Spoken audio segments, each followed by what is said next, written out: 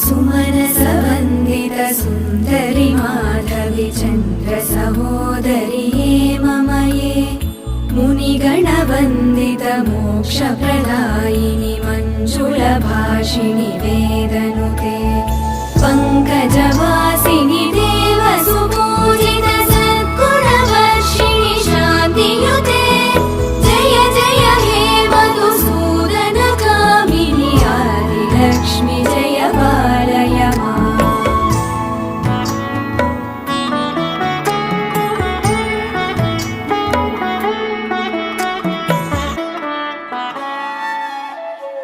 अयि कलिकल्मषनाशिनि कामिनि वैदिकरूपिणि वेदमये क्षीरसमुद्भव मङ्गलरूपिणि मन्त्रनिवासिनि मन्त्रनुते मङ्गलदा